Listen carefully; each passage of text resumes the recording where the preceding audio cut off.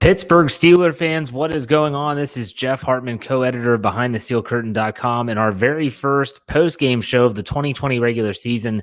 The Pittsburgh Steelers played the New York Giants at MetLife Stadium and were victorious with a final score of 26-16. It was not very good. It wasn't very pretty, but there were some good things about it. Joining me, as always, my co-host here for post-game this year, Bryan Anthony Davis. What's up, Bryan? I am feeling fantastic, Jeff, and I tell you what, it was more like an 11 p.m. win. Oh, thank goodness for the early start. I'll say that. It's 10:30 p.m. I'm looking at being in bed at a decent hour. I'm not going to fall asleep during the postgame show like I've done before. There's a lot of good from this game. It was very sloppy at times. There was also some bad. Not Bryan Anthony Davis bad, but there was plenty of that. But there was some bad stuff, and Dave Schofield will probably be joining us and hopping in here at some point soon. But all those people in the live chat right now, welcome. It's some of you haven't been back since the end of last season, since week 17. M&T Bank in the rain, the Steelers lose to a Robert Griffin III led Ravens team. It was a depressing day, but we're back. And the Steelers are 1-0. So, Bryan, what's your knee-jerk reaction? You're not doing that article this year for the website. So what's your knee-jerk reaction to the Steelers win? Yeah, what are your thoughts? You know what? This was preseason game number 1, and it counted. Yes. That's what I think. You know, I mean, they had to shake off the rust. You couldn't go too crazy with, thinking that Deontay Johnson needs to go away and Ryan Switzer needs to be brought back because of one mistake. Mistakes are going to happen in this first game, but it's the way they came out in the second half, the way they ended the first half. You just felt like they had the momentum, and you felt pretty good at halftime, knowing that there was a lot of upside, and they just did not look stagnant like they did in week 1 of last year. You're right. You're very right. I knew it was going to be sluggish. I talked about it on my Let's Ride podcast in the morning. I said it wasn't going to be a walk in the park, and it wasn't. There were definitely issues on both sides of the football, but I don't want to start off with a negative. But, Isaac Aguilera, longtime listener of the program, joins us and says, he gives us $5 and says, "Where's Lance? Because Benny got some Jets now." And I really did. I'm watching the game, and I even said to myself, I wish my old buddy Lance were on the post game with me, because he was the guy that last year would be singing, Benny's got no Jets, like all that. And Benny Snell has changed himself. He has changed himself. And Philip, he also chimes in and says, "Hey, Jeff, Benny has Jets." He has changed himself from a body structure. I mean, he lost weight. He definitely has a burst that he didn't have last year. He has a lateral quickness that he didn't have last year. Looks like a completely different running back. Bryan, what are your thoughts on Benny Snell? I thought I think he possibly took the starting job away today. He looked good. He had the Jets. And let me tell you this.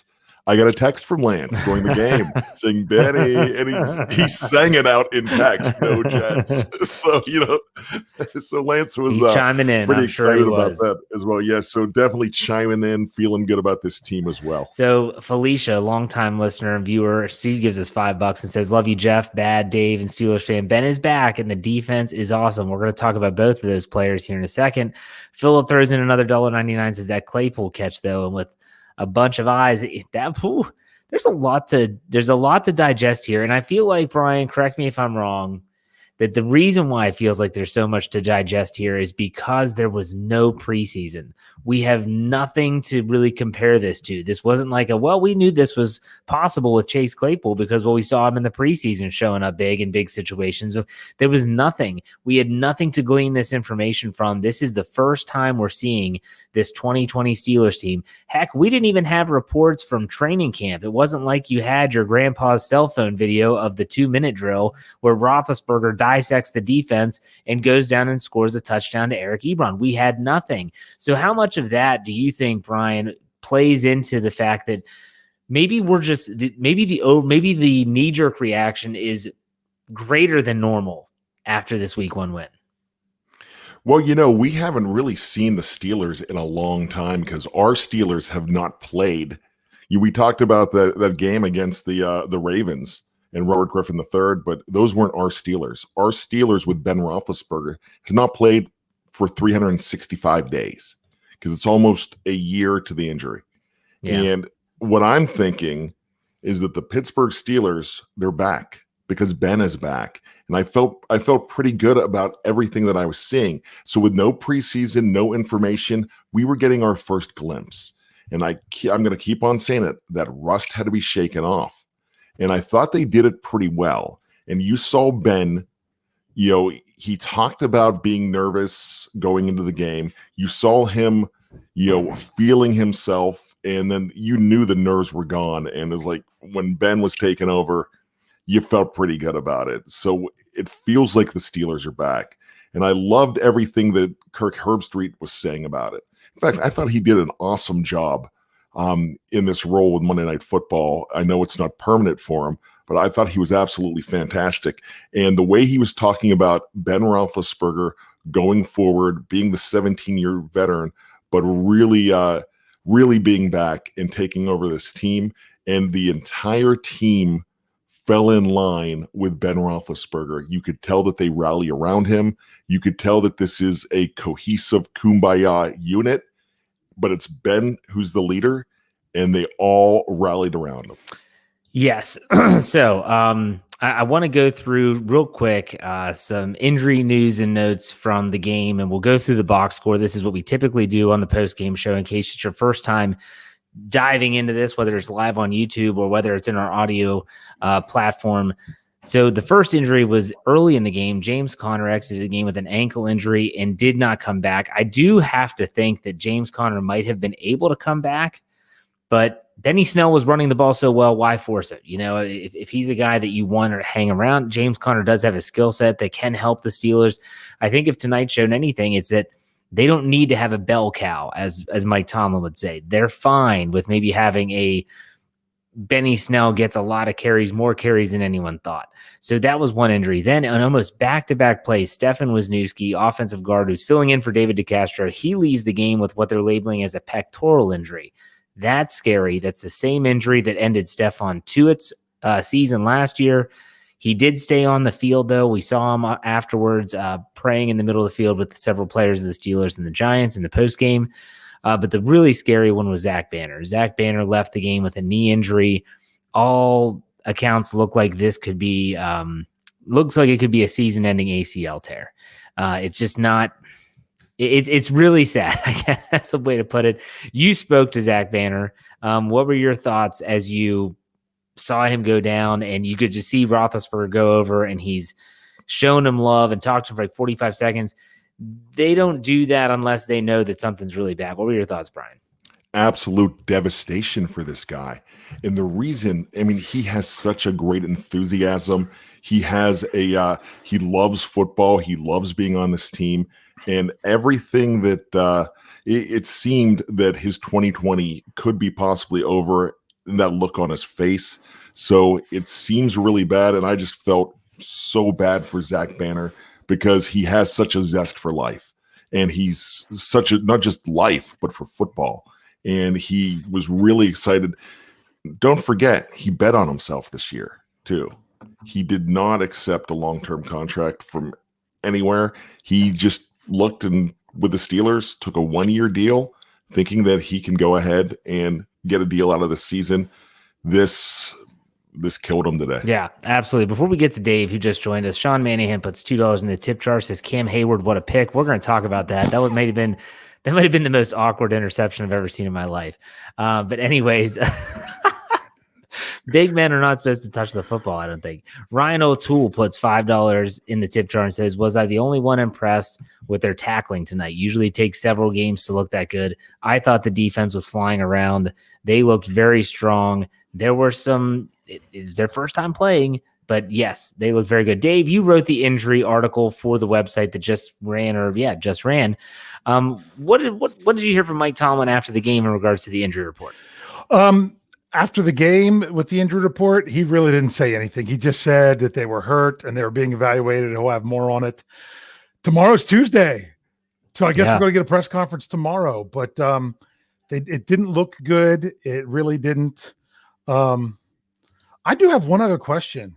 Sure. Why does Bryan sound like he's like giving an interview as a witness protection person? Barry White. And he sounds like there's a lot of people in the live chat that said, "Boy, why is Bryan's voice so deep?" And he sounds like we should have his face blurred out or something. I don't understand it. I'm not sure. Maybe I did something with my microphone. I changed rooms. I have a brand new it's your office. voice. No, it sounds like your voice is being mixed. It's pretty cool. I like it. I love it. Maybe I love it, man. That reminds me of the scene in Step Brothers. He goes, "Man, every time I see you, like I just want to sock you right in the face." He goes, "Is there anything I can do to fix that?" He goes, "No, it's your face. Like it's your face." It's definitely your voice. It's definitely your voice. I've been compared to Schwarzenegger without the accent. I've been compared to, I don't know what I sound like. George Murasan is probably the best way. I'd score one for the kids. If you remember that old Snickers commercial when he's throwing the ball. There was a lot of yelling. Yeah. Well, and there was also some yelling at the kids when they lost my remote right before the game, and I could not get the TV on to see some of the pregame. So maybe that's what happened. I don't know, but wow, I'm not juicing, Marco. Let's get let's on get back to the Steelers. Corey Stainbrook puts $5 in the tip jar. Thank you very much. He says, proud of Claypool's toe tapping catch, proud of Snell's running, proud of Juju's ability to be the number 1/fumble recovery guy. The keynote there. He's not the one fumbling, but and then so many positives tonight. And there were a lot of positives tonight. There were, absolutely. So let's start off before we go to game balls, before we go to winners, losers, all that stuff, which we will get to. Let's go through the recap. Let's go through the box score, and let's kind of dissect this by the numbers. So first and foremost, Ben Roethlisberger, number 7, first game back since week 2 last year. We've all heard it ad nauseum because he is in my opinion, the straw which stirs the drink offensively. He finishes with a 21 of 32 stat line for 229 yards, average 7.2, 3 touchdowns, no picks, 2 sacks for 21 yards. One was really bad. Should have thrown it away. And then 117.8 rating. Guys, on a grading scale from A to F, just like you did back in school, how do you grade Ben Roethlisberger's debut in 2020? Dave, you're fresh here. Why don't you go first? I'm going to go a B+ because I think he did. I think he was shaky to start. I think how many straight first downs did they run the ball at the beginning of the game? Holy cow. The whole first quarter. The whole first quarter never had a first down pass. Yeah. it was almost the entire first half. Yeah. But so, I know part of that was to ease him in a little bit. And even the touchdown to Juju, the way he flung it out there off his back foot, that was kind of had me nervous, but he knew the coverage and he knew he was safe to throw that kind of pass. So as Taylor said when he was on with us, above the neck, I thought he was A+. He was the Ben Roethlisberger we expect. But it took him a little bit to get back into it, and that's why I gave him a B+, because this is one to build on and to get better. But he took care of the game, didn't turn the ball over, just had the one bad sack, and other than that, he did what he had to do. Before we get to you, Bryan, Kaysen Wright puts $5 in the tip jar. It's his first time catching the show live in a while. Great game. Love the Steelers. Love you guys. Go Steelers. Love you too, Kaysen. Thank you very much. Michael Toole, he puts, where did it go? There it is. $1.99 in the tip jar. Says, nice to get points off of turnovers. Not much last season. That was important. Yes. Very important. Very important. But Bryan, we're talking about Ben. What grade do you give Ben for his game tonight? I've got to give him an A-, guys. I thought he had to shake off the rust. I know I keep saying that, but once he got in there and got it together, he was the field general. He was not a game manager. He was not a gunslinger.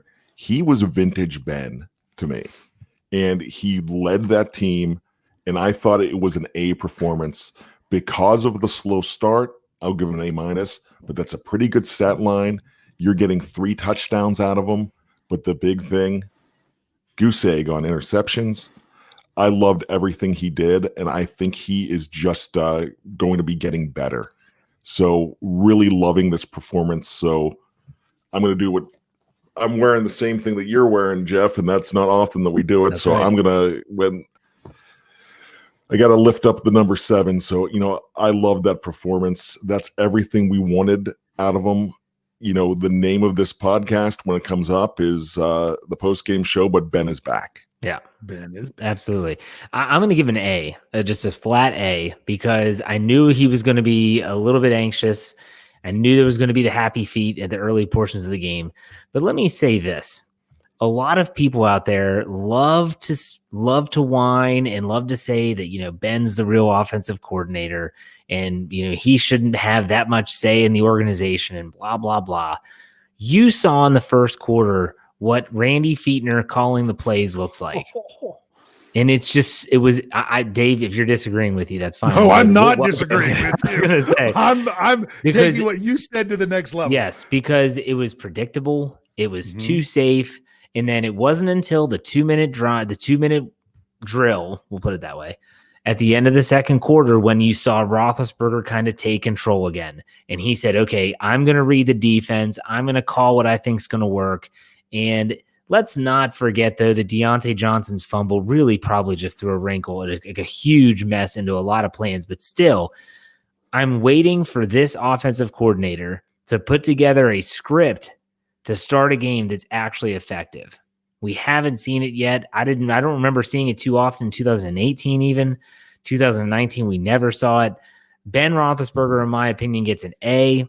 I think that he deserves to be more of an offensive coordinator. I think it's giving the Steelers the best chance to succeed right now with 7, actually. Not calling all the plays, not going back vintage Terry Bradshaw, but at least getting him in position. So that's what I thought. Kevin Motley puts $5 in. So happy you guys are back. Here we go, Steelers. Should we be concerned about Boswell? We'll talk about Boswell, but I'm going to say no. He had a new holder and Dustin Colquitt. They haven't worked together very long. I'm not going to say I'm not concerned yet. I was more upset that he kicked it out of bounds on the kickoff than I was that he clanked the extra point off the right field goal. And by the way, Kevin, we never went anywhere. I mean, I did leave for 2 months, but I'm back. They never left. They've been doing shows every week. We're doing more shows now than we ever have. So welcome back. We appreciate you back. Michael Toole puts $1.99, says Snell only back to go over 100 besides Edwards Hala. That was in Thursday night, right? Yeah. No running back went over 100 yards rushing yesterday. So that's incredible. And he's now looking good. Well, let's go to Mr.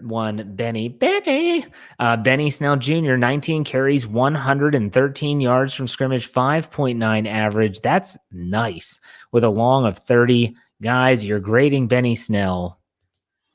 What are you grading him? A through F. Dave, we'll start with you. We'll go the same rotation. I'm going, oh my goodness. I still want to give him an A+, but the fumble is the one thing I got to mark against him. So I will go with him a solid A. If a 97 is an A+, then I'm giving him a 96. He's right there. He did what I thought he could do. I thought he ran like he ran in week 17 or better the last year. People that were busting on him, I kept saying all off season, I don't know why. I think he's had a great rookie year and look for him to do well this year. And like you said, how bad was Connor's injury? If they didn't have anyone else to go, could he still gone? Maybe, but he only had, 9 yards on 8 carries or something, 6 carries? Yeah, hold on. I have it right here. He had, James Conner had 6 carries for 9 yards, 1.5 average. Ben Roethlisberger had 3 for 9 yards and a 3.0 average. Yeah. That tells you. And I think Conner had 2 catches for 8 yards, I think, as well. Conner had 2 receptions for 8 yards. Yes. So I don't know. I guess we'll see about how that injury is maybe tomorrow from Coach Tomlin. But man, Benny, that's what you wanted to see. It just seemed like I don't know if it's much against Connor. Who was it it was either Jeffrey or Kevin. I can never remember which one does which film room, that just showed the different running styles of Snell and Connor and how Snell just kind of gets in there, finds the opening and gets it. But he was getting his big runs around the outside, not around all the way around the outside, but off the edge. I mean, not running to the sidelines, but it was bouncing outside the tackle and tight end as he went. Man, I can't stop talking about it. So I better Just stop. Bryan, go ahead. Finally, your turn to talk. Well, because of the fumble, I can't give him a magna cum laude. So I'm going to give him, in my mind, it is a great honor to be a Magnum PI. And that's what I'm going to give him here. It's an A. And I'm just going to go along with Dave. It's an A here. He had a fantastic performance. I got to think that he is your starting running back next week as well. Don't know whether they're going to Wally Pip on her, but even before the injury, before he came out, unless he was not right before the game, he just didn't look right at all. Just from the first carry, James just did not look like he had it. And I'm not sure what's going on because he is such a magnificent guy, but there was just a remarkable difference. Yeah. When Benny Snell Jr. was in that game. No, you're right. And Benny Snell, like I said earlier, I'm going to give him an A because the fumble was bad. You just got to protect the football in that situation. And ultimately, though, he showed me what he didn't last year. So Dave said he ran a lot like week 17. He did not have this lateral burst and the burst in general last year at all. It's so funny. You've seen it so many times. You saw it with Le'Veon Bell in his second year. You saw it with James Conner, even in his second year. The second year, they actually show up and they lose weight. They realize that it's not all about size and speed. It's about speed and agility. It's not really about strength and power. And that's something that a lot of people need to get used to. And the Steelers seem to do it in the second year for running backs. Mike puts $3 in the tip jar. He says, here we go. Johnson is the true number one. Well, let's talk about those receivers there for a bit. As we move on down to the receiving, this is a great stat. I love these stats. Juju Smith-Schuster, 6 for shot. Gosh, Jeff, 6 for It's Jeff's bedtime. Yeah, seriously. 6 receptions for 69 yards, 11.5 average, 2 touchdowns with a long of 17 on 6 targets. He caught every single pass thrown his way. That's important for me. Deontay Johnson, 6 receptions, 57 yards, 9.5 average, 18 yards long, 10 targets. Chase Claypool, 2 receptions, 39 yards, 19.5 average, for a long of 28, 2 targets, caught every pass thrown his way. James Washington, 2 receptions, 34 yards, 17 average, 1 touchdown, 21 yards long. What a remarkable feat of strength to score that touchdown. We'll talk about that. Eric Ebron only had 1 catch, 18 yards. Should have had a second one. Ben aired it a little bit on that third down. It was like 3rd and 14 or maybe 3rd and 17. He was open, but a little high, sailed on him. And like we said, Connor had 2 for 8. Vance McDonald had a catch. Jalen Samuels had a catch. And Benny Snell was targeted once, but did not register a reception. So, guys, out of the receiving group, the question was, is Deontay the number one? I don't know if you're going to see a number one receiver in this group this year because you're going to have these games where, like, look tonight, Juju Smith-Schuster gets 2 touchdowns, has 69 yards receiving, 6 receptions. Deontay Johnson, he has 50-some yards. I feel like, correct me if I'm wrong, we'll grade the entire wide receiving core here, but from an individual standpoint, I feel like it's going to be a who's who of which receiver is going to have the most yards this week. It's not always going to be one guy like it was when Antonio Brown was in town, and you knew he was going to get his receptions. You knew he was going to get his yards. It's kind of a pick your poison offense. I love that. Some people don't. I do. But Dave, if you're grading the receivers, what are you giving them? Yeah. I do have to say this. Who needs a number one if you've got 4 number 2s? Yeah, you're right. Because that's what it looks like tonight. And I'm giving them an A. I would like to give an A+. Deontay Johnson had, part of it was because of the punt early on. He had a couple rough times. He had, 4 passes thrown his way that he didn't come up with. And the one catch that James Washington didn't make, my goodness, how great was that play by the defender on that one to get his hand in there and rip that out. So it was some really, really good stuff. They basically did everything other than like, I think Deontay had 1 drop. They did everything that Ben needed him to do. And I do want to say one other thing. Tristan hit it right. I put the mask on for those of you watching on YouTube, just because I wanted to look how Bryan sounded. So that's why I did that. Jeff wouldn't know that because he hasn't watched Star Wars, but that's what Bryan sounds like. He sounds like Kylo Ren in the mask. So wow, I'm giving them, I'm giving them a solid A. And if it wasn't for like maybe the 1 drop, it would have been like a perfect 100. Okay. Bryan, what about you? Fantastic. This is everything that we wanted out of this unit. This is what we've been talking about all along. And I was all ready to sing some Michael Jackson PYT to PYP, Pick Your Poison, and Jeff stole my thunder and threw out Pick Your Poison earlier because that's exactly what it is. Ben Roethlisberger can beat you so many ways with the egoless, and that's what it is. It's an egoless unit out there, and it's just not the wide receivers. It's the running backs that can catch the ball out of the backfield. It's the tight ends as well. They have a lot of talent. And when you're looking for Eric Ebron and you're double covering him, oh, there's Vance McDonald. And hey, we got to, Juju's killing us. We got to look at him. Oh, James Washington is just mowing through people. And Deontay Johnson is, he's wiping his memory. He's doing the Men in Black, getting the memory wipe from that muff, and he's looked pretty solid too. Chase Claypool, Chase Toe Tap, is that what we're going to call him? Because that was absolutely beautiful, and 2 targets. Nerves of steel.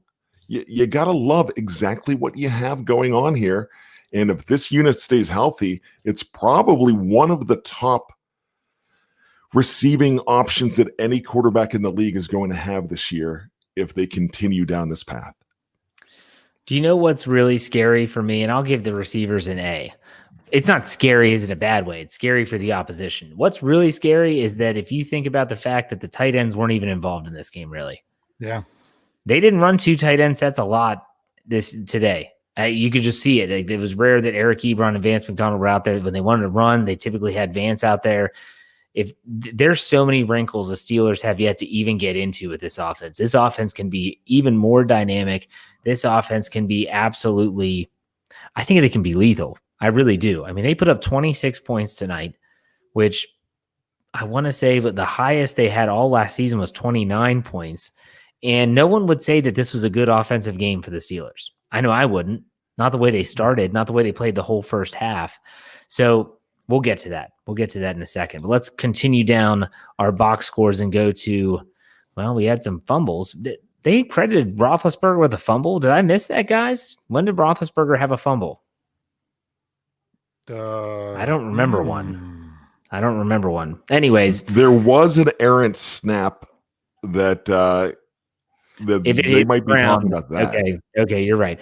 But Deontay Johnson muffs the opening punt after the Steelers defense gets off the field. And guys, the streak continues. Let's take a pause from the grades and just talk about this. 24 straight games. I saw someone in the live chat earlier say the streak ends. No, it didn't. It did not end. It continued. I think it's 24, Bryan. Is that correct, that number? It's 24. Holy shnikes. That's too many. Dave, were you surprised? It happened that early? At least we got it out of the way. It's funny. It happened before the offense even stepped on the field. Who would have called that? That the offense had not even been on the field yet, and the streak continued. Is it going to end anytime soon? I think it does. I think it does. Look, otherwise the offense did well. They had, Snell had the 1 fumble, but luckily the Steelers got it back. You had the bad snap, but it was thrown away. They took care of the ball. So, and it's not even like there was any, Ben had a bad throw. And that's why I'm starting to think maybe I should give Ben a little bit higher grade. Ben didn't have bad throws. One of those that, should have been picked, but the defender dropped it. I didn't see any of those tonight.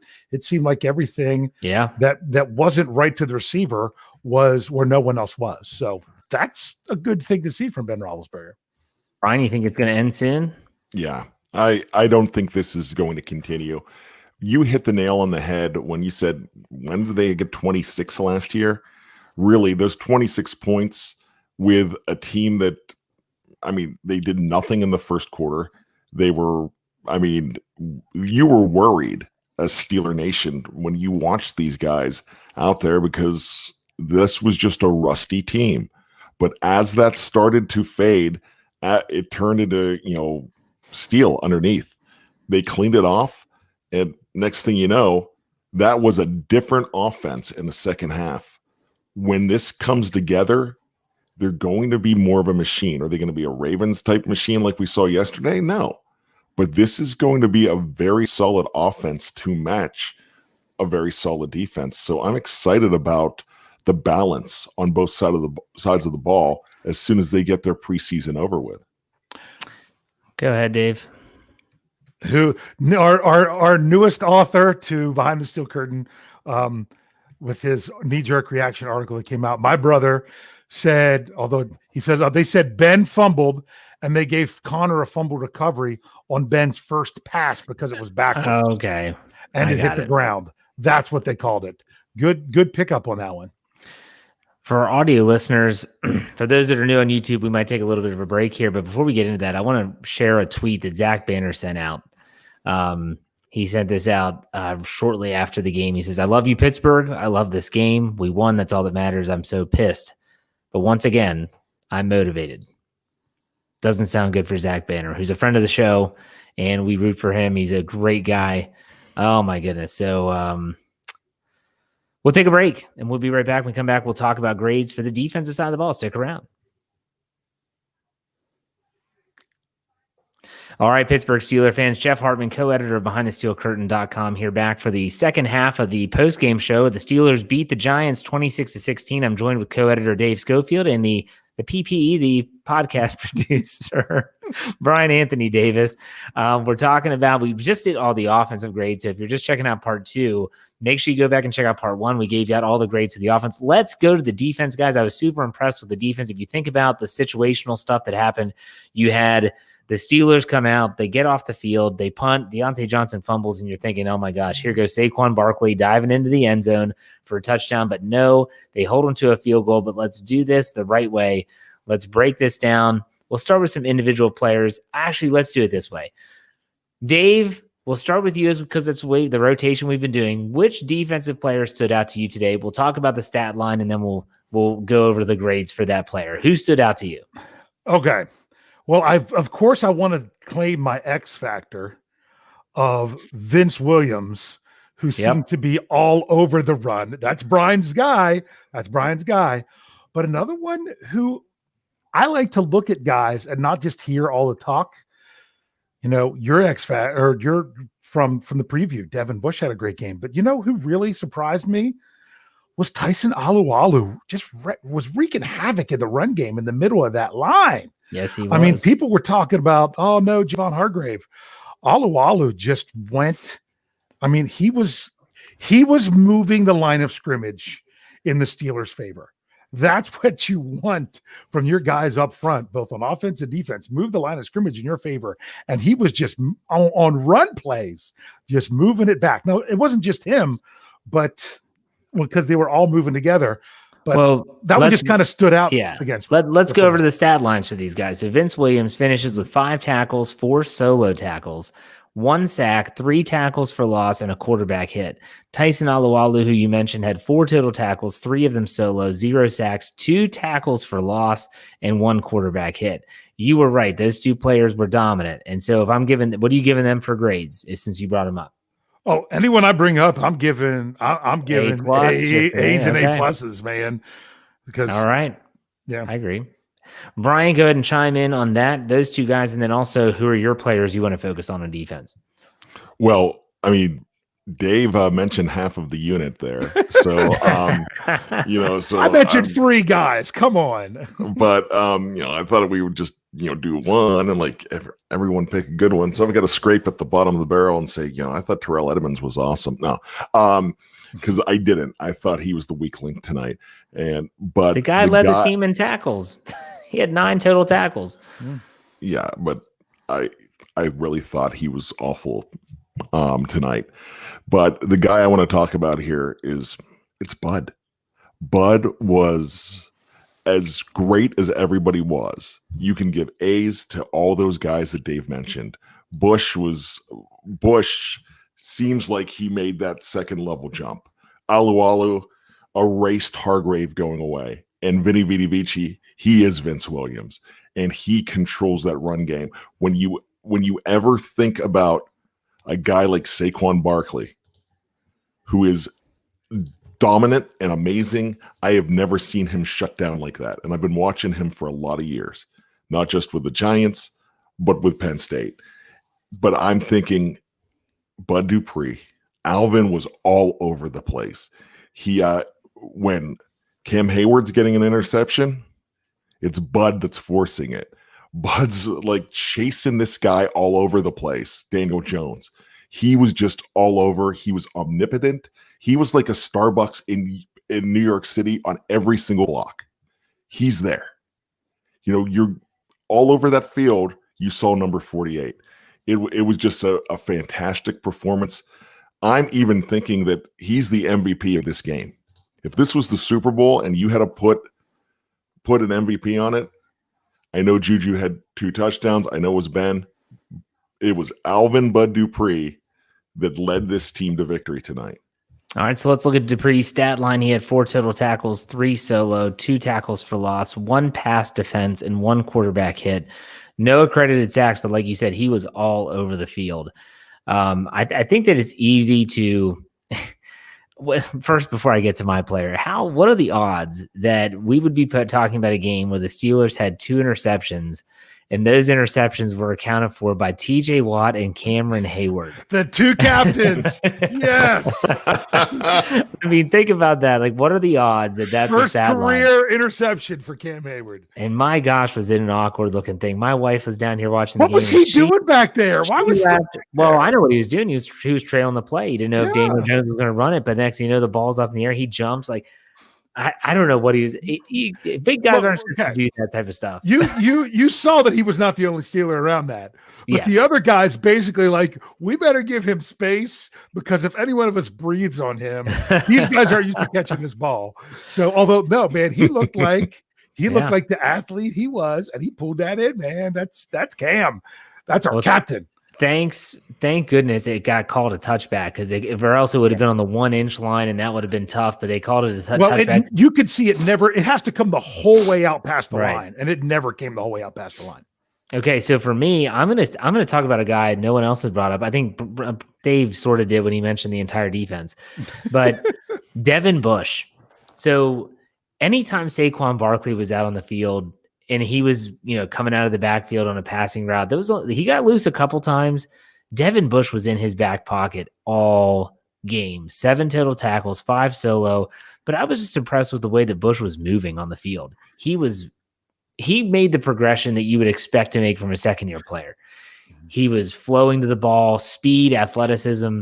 The inside of the defense looked just fine, thanks in large part to Devin Bush. Sean Manahan puts $2 in the tip jar, and he asked a good question. Where was Minkah? We did not hear his name called at all. And so let's look. Minkah Fitzpatrick was credited with 2 tackles, 2 solo. That's it. No other stat line for him. Another player who had a pretty quiet day was Stephon Tuitt. 1 total tackle. He had a solo tackle. He did have a sack and a tackle for a loss, and had a quarterback hit. A lot of people in the live chat earlier were down on Steven Nelson. He gave up some big plays, including a touchdown. Joe Hayden, the first touchdown never should have happened, because that was a really, really bad defensive pass interference call, in my opinion, on Hayden. But let's grade the secondary. Bryan said that Terrell Edmunds was awful earlier. I said that a lot of people were down on Nelson and Hayden. Minkah Fitzpatrick was pretty much non-existent in this game. So if we're talking about how great the front 7 was and stopping Saquon Barkley and putting pressure on Jones, how do you grade the secondary? Dave, go ahead. It's so tough, because if it wasn't for weeks 3 through 17 last season, you would think that they did just fine. It was just how dominant that secondary was through so much of 2019 has raised the expectations to where you really only want to give them probably, maybe a C based on the stats they gave up. Like, I did not expect Daniel Jones to throw for 2 touchdowns and be pushing 300 yards. I did not. And I know some of them were, some of it were dump offs and things like that, but they gave up too many big plays, because like for example, Slayton 41 yard reception. Barkley had a 38 yard reception, and they gave up a 100-yard receiver. to Slayton with his 2 touchdowns. So that's something that I wasn't used to seeing from this secondary. So maybe I'm being a little bit too harsh, but I had a lot more expectations for him. What about you, Brian? What grade would you give him? I've got to give him a C-, but I don't think you need to worry just yet. No. Yeah, and they did get a lot of, some people were saying in live chat, they did get a lot of yards on that last drive when they were just basically, prevent defense, get your yards, take time off the clock. But that first touchdown and did not look good. I mean, you think about they come out no huddle. I don't think anyone really expected that. Mm-hmm. They come out in the hurry up, and so I think they caught them off guard a little bit early in the game. But like you said, Brian, this was a preseason game, and there's a lot of communication in the back half. I'm going to give them a B-. I'll give them the benefit of the doubt. They perform like that again, and the grade's going to go down to the C. But ultimately, that's what I did. Now, my favorite part of the show, special teams. I'm talking about kickers. So earlier in the show, someone said, should we be worried about Chris Boswell? We brought up Dustin Colquitt. Let's talk about Colquitt. He had 4 punts for 183 yards, averaged 45.8. I'll take that. Inside the 20 was 1. He had a long of 59. Chris Boswell was 2 for 2 with field goals, a long of 41, but 2 for 3 with extra points. Guys, any concern there with the special teams units, whether it was Colquitt, whether it was the holding, whether it was Boswell's accuracy? Dave, what do you think? I'm not concerned moving forward because I think Boswell shook it off pretty well. You never want to miss an extra point. That was his first missed extra point since week 13 of the 2018 season against the Chargers. So he had a pretty good streak going on. I mean, he was one of only a couple kickers that didn't miss any last year, but there were a lot of kicks missed this week. Lots of kicks missed. So to just miss the one, and he clanked it. It's not like he completely shanked it and wasn't anywhere close. I mean, four more inches, and that's going to hit the upright and go through. So, but you don't want to flirt with it that much. I don't think he'll let it bother him. And like you say, new holder, chalk it up to that and say move on to next week. Brian, thoughts on the kickers? Dave hit the nail on the head. I really don't think that there's much of a problem. Like you said earlier, that you were more concerned about, kicking it out of bounds. That's probably the one play that I missed because I was setting up some BTSC stuff and I was looking down at my computer and I missed the kick out of bounds. But I'm really not concerned about the kicking game. Loved Colquitt. I thought Colquitt was definitely proved to be an upgrade, and he was pretty good.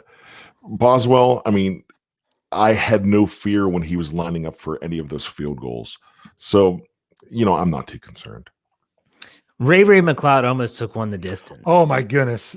I thought he was gone. I mean, he was so close. I don't know if I'd love to watch that play again to see if he just read the blocker wrong, but it looked like he was just one player away and he was gone. He was gone. So that's something that Steeler fans have never really seen, is a return man with actual threat of taking it back. And I mean a kickoff. We know Deontay took one back on a punt return, but ultimately is a kickoff. So Sean Manahan, how fun is it to yell Ray? Go Ray! Go Ray!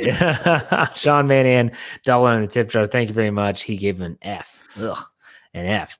All right, guys, go ahead. We missed a live chat when we went in between not a super chat when we went in between shows. Who was it? Was from Kathy. You can't go back to it. It's already gone. It was for $2 the tip jar. Thank you, Kathy. And she wanted to know if the Giants looked better than what we expected.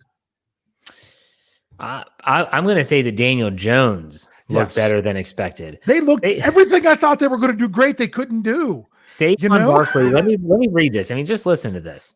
Saquon Barkley. I mean, we're talking about Saquon Barkley. 15 carries for 6 yards. 6 yards, and he had a 7-yard rush. I mean, think about that. That 7-yard rush was a pass, but he threw it backwards. Okay. Or else he wouldn't even be positive. 15 carries for 6 yards. I mean, this is like that. That's some early 2000s stuff right there. That's that type of run stopping. Brian, go ahead. Hey, I drafted him in my fantasy league, the number 2 pick. So that's why that happened. He was the only Giant I played in my FanDuel, because you have to play 2. You can't play your lineup from all one team. So you had to have someone. So I did him. Yeah, I didn't do well. Oh, well. And I loved the fact that I lost in my one league because of Barkley. And that's my policy.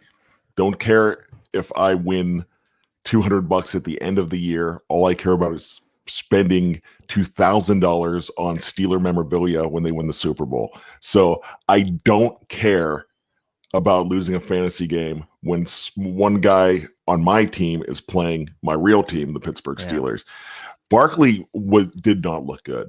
But to answer Kathy's question, if you're a Giants fan, you've got to be excited about Daniel Jones, but you've got a real coach and you've got a real offensive coordinator who was a head coach for a long time in this league as well. And you have a foundation for what could be really good. So, I mean, they're not going to this doesn't seem to be a playoff team this season, but Barkley is not going to be down for long. He's not going to he ran into a very good run defense team. And I can't wait to see the rankings as far as run defense, because the Steelers are probably going to be ranked number 1 or number 2. I don't know what everybody else did, but they're going to, as far as rushing defense, they're going to be up there for what they did. This is a good run stopping team. Yeah. It looked now I want to preface it. Saquon Barkley is great. That offensive line leaves a lot to be desired. We'll just put it that way.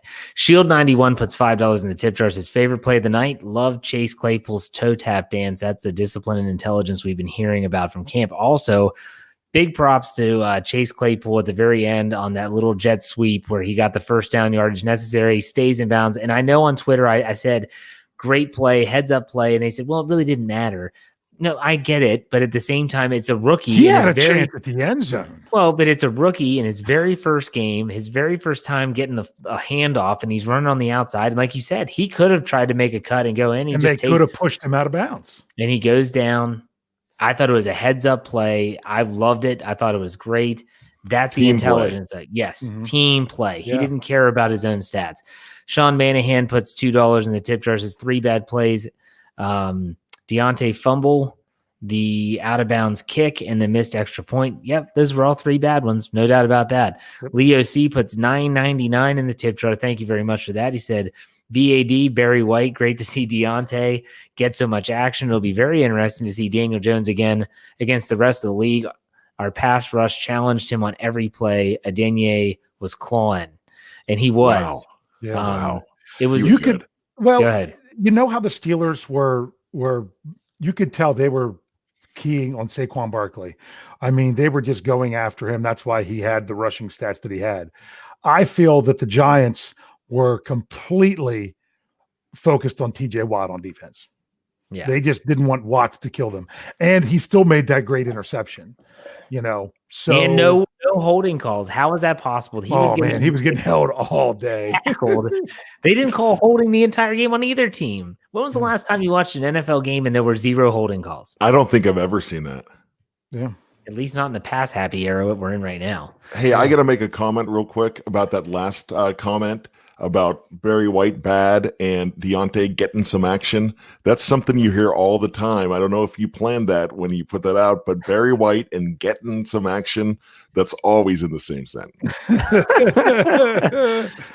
All right, this has all been sunshine and rainbows so far, but there were some things that we had to not like, okay?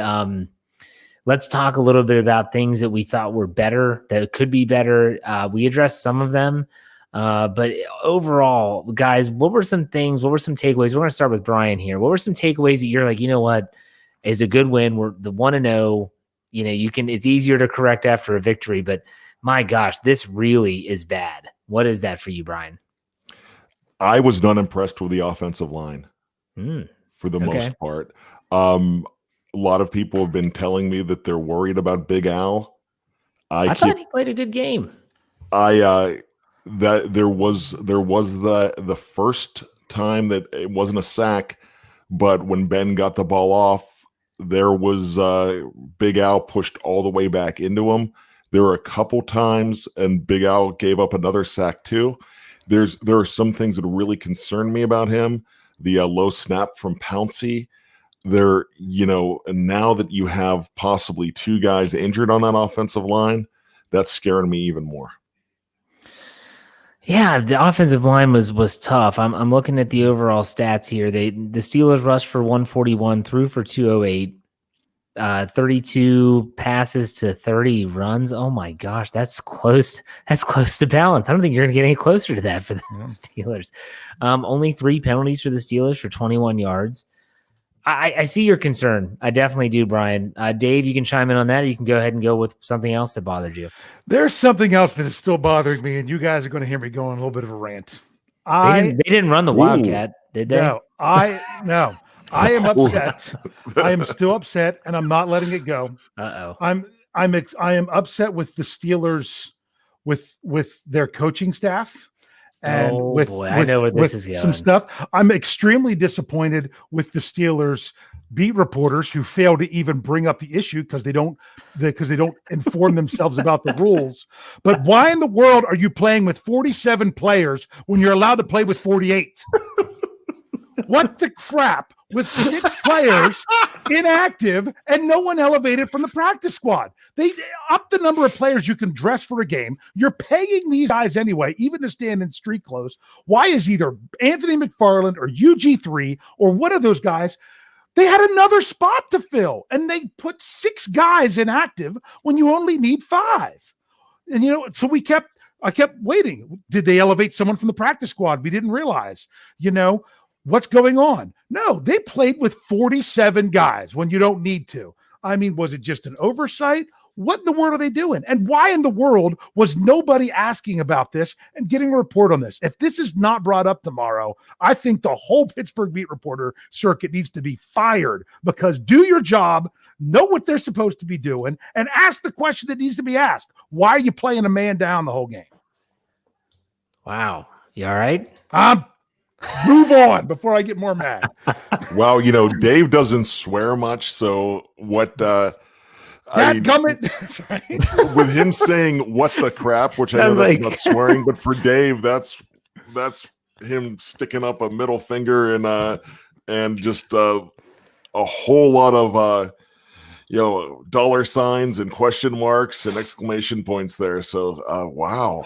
That's hysterical. That sounds like Keith Butler on an interview. He goes, that daggum thing, we got to go get that daggum football. I mean, it's funny when you see a transcript of Keith Butler's press conferences, they actually do write in like dag nabbit, and I'm just waiting for like an Elmer Fudd reference. But anyways, so Dave brings up the inactive list as something that he's because you forget about it because the Steelers win. You're happy with all that stuff. But then I just get back, and why are they not answering the question? It's not like they didn't know. Coach Tomlin said in a past interview this past week that, they're going to give us 2 extra players. Why would you not use them? And then they didn't use it. I don't understand.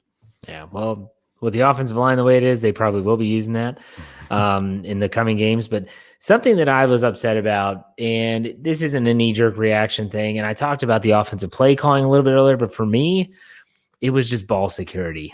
I can't stand fumbles.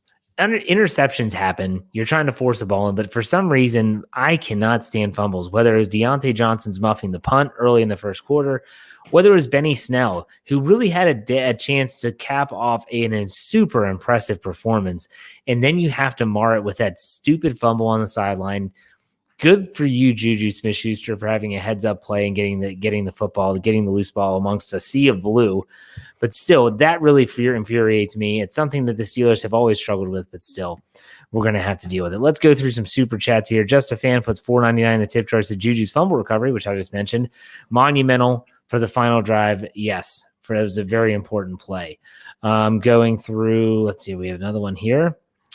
Kaysen Wright, he says $5. That's the spot Ben's saving for Switz. That extra spot that they didn't dress. I don't know. We'll see if Switzer maybe gets a call with, I don't know what they're going to do with the injury situation. If they get, I don't even know if he's eligible to be a veteran on the practice squad. If he would, we'll see. We shall see. But guys, 54 minutes in. We have about 5 minutes left. Closing thoughts on the game itself, this team moving forward. They now prepare for the Denver Broncos to come to Heinz Field in week 2. No fans, but they will be back at home. Bryan, what are your thoughts on this team and this game? Wrap it up. This team is prepared for the long haul. There are going to be some rough times, but I still think this is an 11-5 team. I love what I saw, the leadership of Ben Roethlisberger, but I love more than anything Juju Smith-Schuster, with the zest that he was playing with the fire, with the intensity. It felt like watching a man out to prove something, and I thought he proved something tonight on offense. 2 touchdowns.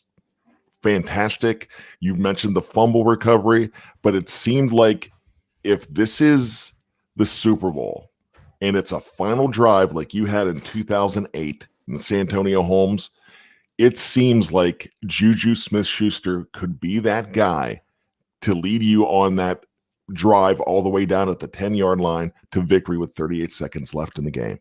So Juju Smith-Schuster, for me, stepped up tonight, and I think he is a lot closer to the number 1 wide receiver that everybody is asking for. Dave Schofield, go ahead. Yeah, that's a great answer for Bryan, so I'll go somewhere else. Benny Snell getting the chance, going over 100. Would have liked to seen him maybe find the touchdown zone. Snuck it in there, didn't I? Love it.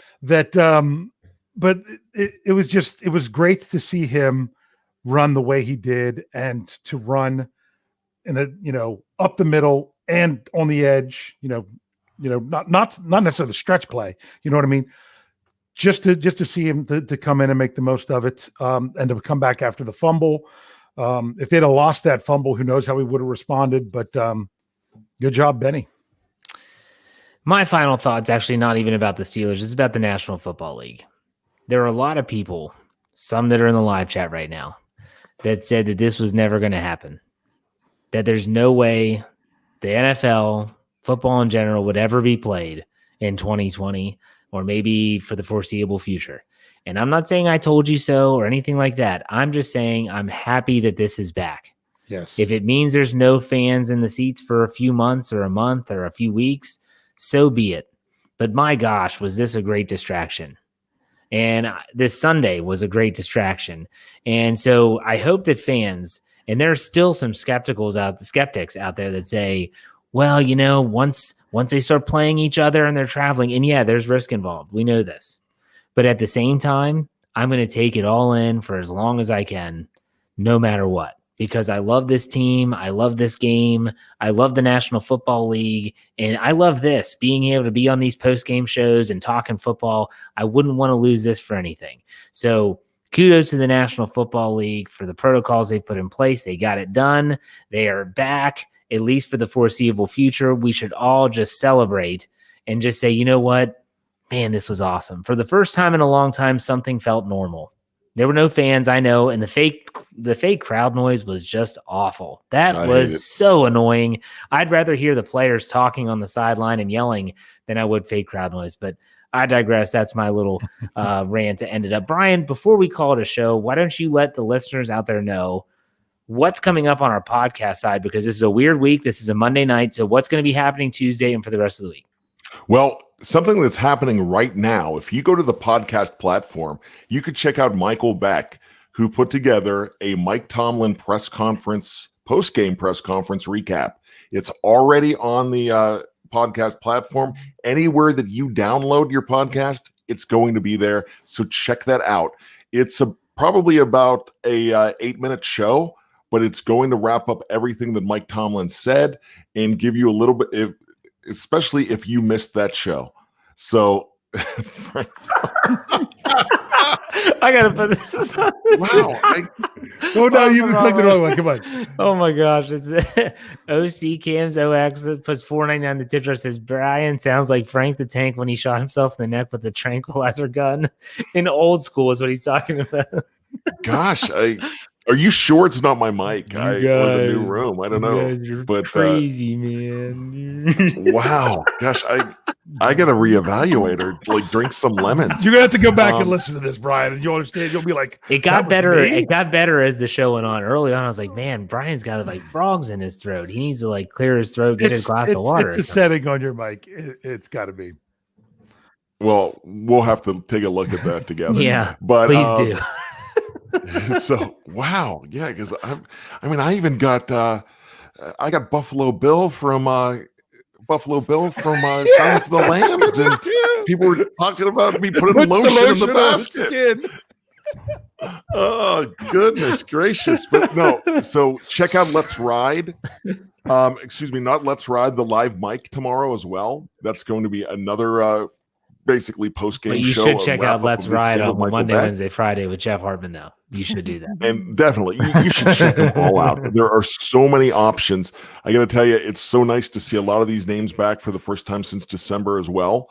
And if you are back for the first time, check out that podcast platform, because where you were just getting about 7-8 shows a week, now you're getting in the 20s. And it's morning, noon, and night. There's new stuff from BehindTheSteelCurtain.com. Behind the Steel Curtain Radio, it's there. So check out all these shows. And if you missed part of this show, go head back and check it out. It's going to be showing up in the podcast platforms in probably the next half hour to an hour as well. There you go.